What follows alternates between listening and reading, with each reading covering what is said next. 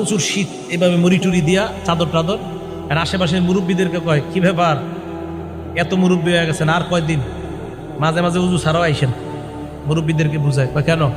উজু ছাড়াও মাঝে মাঝে নামাজ হয়ে যায়, আজকে তো আমি উজু করি নাই। খুব বুক ফুলায় বলতেছে। মুরব্বীরা তো অবাক, বেচারা তো আসলেই জানে না।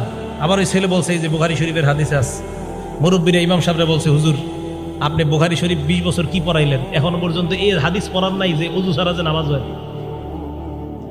হুজুর তো হ্যাঁ, আমি তো এই হাদিস পড়াইছি বাবা। তো আপনি তো একদিন উজু ছাড়া নামাজ পড়াইলেন না। হুজুর হাদিস পড়াইছে, তো আপনি একদিন উজু ছাড়া নামাজ পড়ে আমল করবেন না? এটা এই হাদিস কোন কিতাবের? ভাই কথা বুঝছেন, এই হাদিস বুখারী শরীফের। কয় আপনি একদিন উজু ছাড়া নামাজ পড়াইবে, আমল করবেন না? হুজুর বললেন যে ভাই, উম্মতের ঘুম আর নবীদের ঘুমের মাঝে পার্থক্য আছে। ওই সেগুলো দেশে বুঝাই দিল। কয় কি পার্থক্য? ওই নবী যখন ঘুমায় তার চোখ ঘুমায়, অন্তর ঘুমায় না। উম্মত যখন ঘুমায় তখন উম্মতের চোখ